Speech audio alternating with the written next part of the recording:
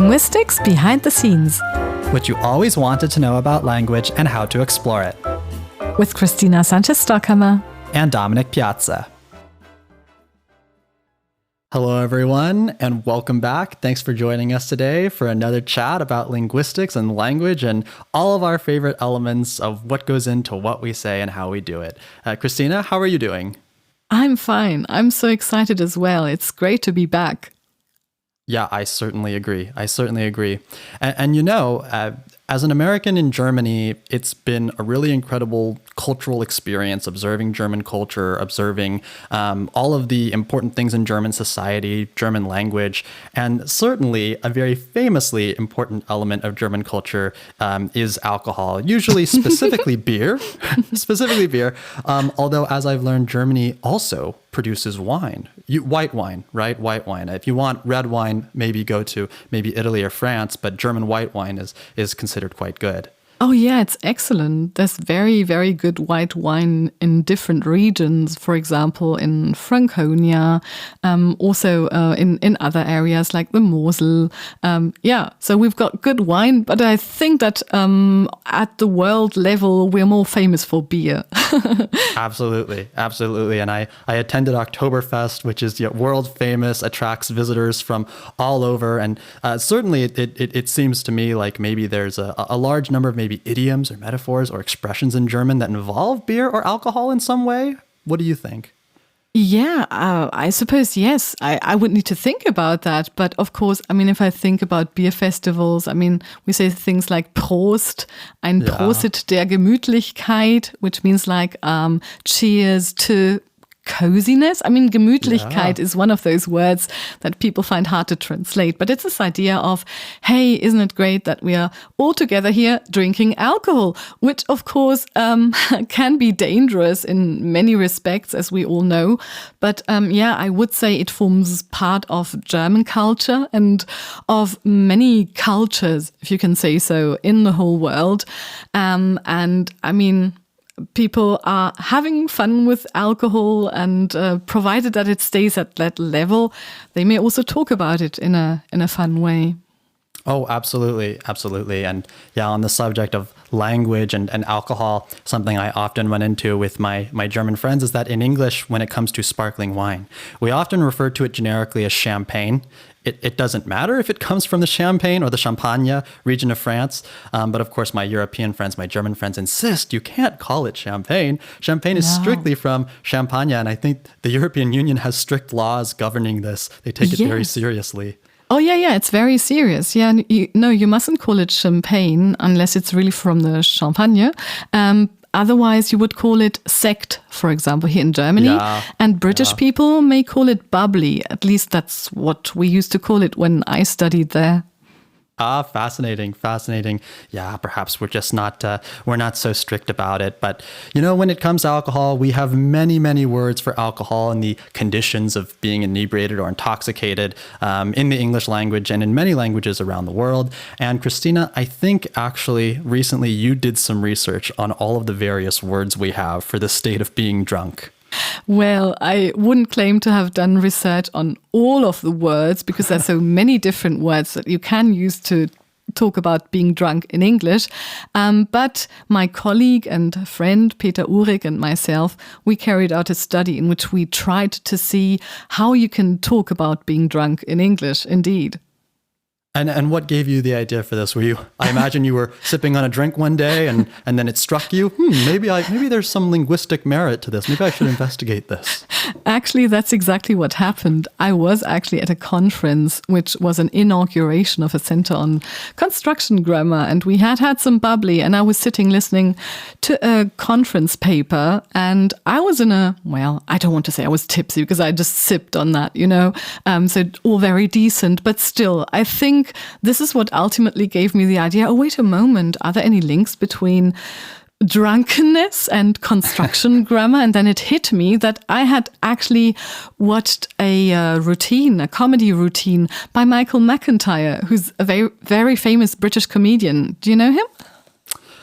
Yes, I'm familiar with him because of you, because you told me you're quite fond of some of his comedy routines. Yeah, I'm a huge fan. And so one of my favorite routines by him is when he talks about, well, he claims that as a British person, or particularly a posh British person, you can use any English word to mean drunk.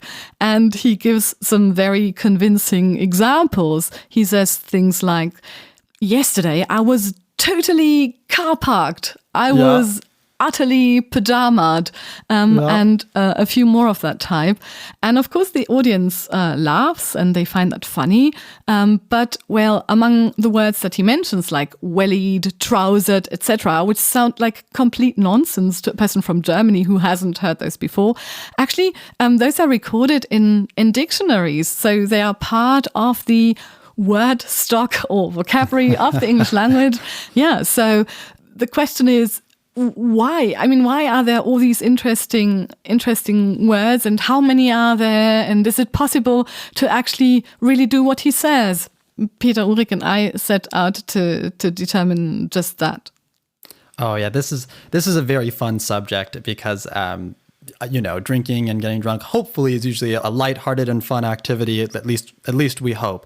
And so you might not imagine there's maybe scientific merit to investigating this sort of language, but there really is, and it's really fascinating because you found that there is at its basis there is this structure for the state of being drunk, right? Which is to be or get, and then an intensifying modifier, and then a word ending in ed. And I have certainly found that this is true. You can substitute anything in there. I'm getting totally grozzled. I'm getting totally wobbled. I'm getting totally rattled. And in general, I think people will understand what you're trying to say. It's very playful. But, if you're saying those things to your friends, it means you're probably in a playful mood. And so, it's tolerated and it's understood.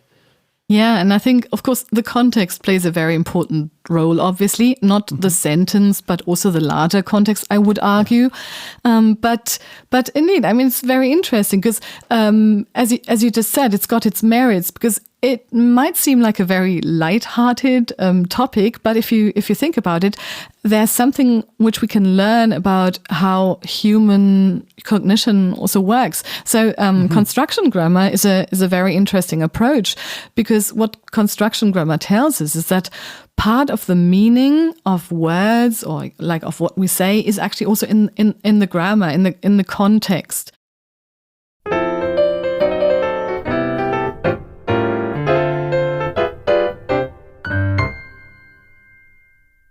Christina, how many words did you find? How many drunkonyms, as you call them, did you find in English? Yeah, I mean, we used the word drunkonyms, which was used in the literature before. I mean, there wasn't a large amount of literature, but so we actually found 546 drunkonyms, but that was just a list that we compiled from different resources. So what we did is we searched the Oxford English Dictionary for adjectives that contained either drunk or intoxicated in their definition.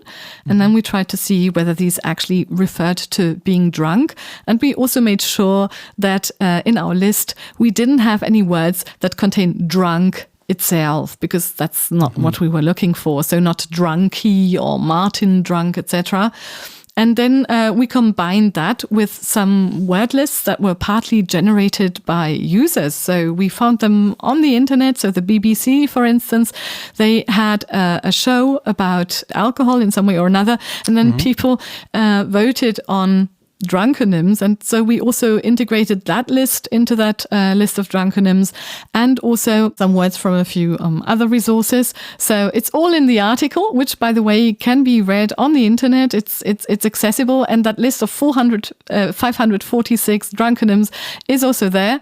But of course, that's not all that there is to it. There's many, many more. So other people have talked about 900 or even 3,000 drunkonyms. And I mean, if we take seriously what Michael McIntyre said and what our research also suggests, you can basically use any word to express that idea of being drunk. And I think that's the most important takeaway, that actually what was possibly meant as a joke to some extent can be taken seriously. So probably that's a very German thing to do, to take jokes and try to see if they might be correct or not. But I was actually very happy to see that this is actually possible, and it really testifies to the immense creativity of the English language and its speakers. Immense creativity, certainly. And to our listeners, I really hope that you'll take a look at this research paper, because in the appendix, Christina and her co-author attached the full list of drunkonyms that they found, and I must say this is an extremely entertaining list of words. I found it. I mean, I was just laughing. I was laughing all the way through. This is a wonderful, wonderful list of words that I encourage everyone to read if you're in need of some levity. But of course, certainly fascinating also from a scientific perspective. Of course, some of them might be archaic, was pointed out. Some of them might not be in use, but even so, it's a very fun list of words to read. And so you also said, in terms of resources you used, you were looking at different dictionaries, and were you looking at like the Urban Dictionary or anything like that? I also looked at the Urban Dictionary, or we did, but that was rather to see whether the words in Michael McIntyre's comedy routine were already in use at the time that he performed it. But we didn't really integrate words from the Urban Dictionary into the list. So I suppose that there's even many, many more out there. And I mean, what you just said about like being archaic and mentioning the Urban Dictionary, I mean, the Urban Dictionary is a wonderful resource if you're looking for contemporary slang, because very often, I mean, when there's a new word and you don't know what it means, and it's obviously a slang word from the context in which you encounter it, then it's very nice to take a look at the Urban Dictionary. The Urban Dictionary, which is a certifiably kind of unserious, lighthearted place, I would say. It's a good place for a laugh, but it can genuinely be a useful resource if you're trying to learn about slang, because slang moves very, very fast, often faster than dictionaries can keep up. And dictionaries like the Oxford English Dictionary, like Merriam-Webster and so many others, they do incorporate slang periodically, but not as fast as the Urban Dictionary, which can basically capture it almost on day one. And I'm wondering if, as we talked about, slang moves so fast, and there are so many of these drunkonyms in English, many of them seem kind of like playful slang to me. Do you think that maybe one of the reasons we have so many of these drunkonyms is because they're so closely related to slang? What I would say is that these drunkonyms are used in informal contexts. They're used in lighthearted contexts when people are having conversations about their achievements regarding their alcohol intake on the previous day, or what they intend to achieve on that particular day. And these are contexts which, are the contexts in which you might also use slang. But then again, I mean, it's a matter of definition, whether you say, okay, this is still just an informal word, or this is a slang word. But in any case, I think they're not words that you would tend to use in a university essay or in an essay at school or in a newspaper article, except if you're writing about them. And that's why, I had the pleasure of writing many of these words in the article that Peter and I did together. So, It was very interesting, and I learned a lot. I mean, I learned so many new words that I had no idea existed.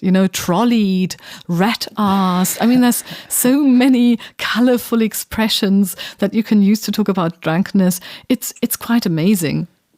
Oh, yeah. And many of them are often very abstract, or very abstracted from the original meaning. There's quite a distance. You almost could argue that many of them are maybe euphemisms, or they're euphemistic. They're abstract on purpose. Yes, I would think so, definitely. Because if you think particularly about those examples that Michael McIntyre gives, like gazeboed, I mean, what does drunkenness have to do with a gazebo? Nothing, or pajama'd. Okay, probably you put on the pajama because you're tired after drinking, which is what happens to me. That's why I drink very little, actually. But there's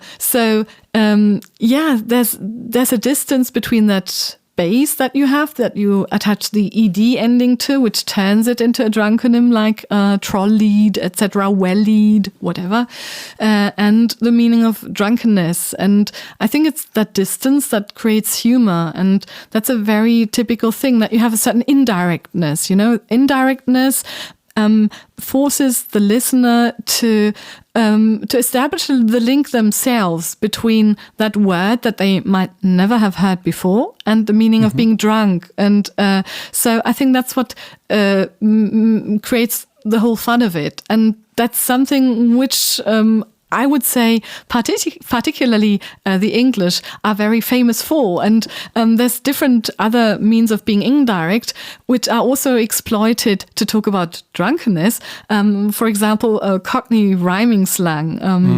I don't know, is this something you have been, that you also have in the United States? Not to my knowledge. It's very distinctly British, and I think we admire it for that reason. Yeah, I love it too. I mean, we don't have that in German either. But so the idea here in Cockney rhyming slang is that you have a meaning. Like in this case, that would not be drunk, but again, it would be pissed usually. And then you look for a word that rhymes with it. For example, you could take the name of the composer Liszt, and then what you do is you find another word that is related to that composer's name. So let's take another composer's name, for example, Brahms, and then we say Brahms and Liszt. So that's a pair that rhymes with pissed, and then we can just replace Brahms with pissed, and then say I was totally Brahms. The closest analog I can think of to that is maybe Pig Latin, right? Which is or Igpe Atenle, but that's something that school children do, young school children, and something I only remember young school children doing. But it's this fun little structure or pattern that children might use because they want to speak in code to each other, and it almost sounds like a different language, but of course it's just English, but with things scrambled. That's kind of the closest thing I can think of. Can you give me an example? Oh yeah, Igpe Atenle. Basically, you take the first letter of the word, and then you move it to the end and attach a.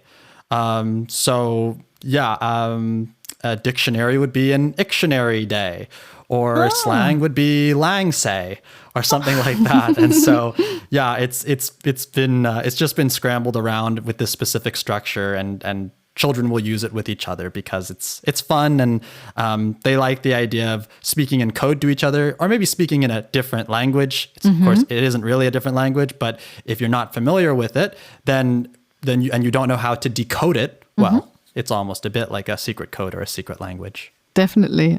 I think I would have loved that too as a child, but I didn't know it. Oh yeah. Well, maybe we need to bring it back, and maybe we could investigate that at a later time. But Christina, here at Linguistics Behind the Scenes, we are all about dispelling myths, and one maybe sort of leading popular theory for why there may be so many drunkonyms in English is that because the English drink a lot, or they drink more than others, and it is very reminiscent, as you mentioned in your paper. It's reminiscent of this kind of popular myth that some indigenous languages around the world have more words for certain weather conditions like snow because they come from a particularly snowy climate or snowy geography. And the evidence for that doesn't always back it up. So did you investigate this about English consumption of alcohol? Well, I suppose that's something that one might believe. I mean, if there are many words in a language, it's because you need them somehow, or because they're culturally relevant. But well, if you look at statistics, it's not the English that drink most. I think it's actually the Germans, but we don't talk so much about being drunk, and at least not in a humorous way, you know? So I'm not sure about the latest statistics, but in any case, I think that, people drink alcohol in many places all over the world, but at least to my knowledge and in the languages that I speak, no other language is as creative regarding the use of words for being drunk. And so I think that's a special achievement of the English language and its speakers. And it's got nothing to do with the actual consumption. I think it's more about the, attitudes towards towards talking about it, and I would say that fascination for playing with language, which I like so much about English. Oh, I certainly like it too. But for now, I think that's the end of it, Christina. I think we've had a very fun time discussing drunkonyms and words for alcohol. And of course, this by no means serves as an endorsement of drinking alcohol, but we can all agree throughout human history, it's had a very important place in many societies around the world. And and investigating it from a linguistic perspective, I think bears some really fascinating and very entertaining results. Definitely. Yeah, I also had lots of fun, and I hope so did our audience. So stay curious and have fun with language. And join us next time behind the scenes of English linguistics.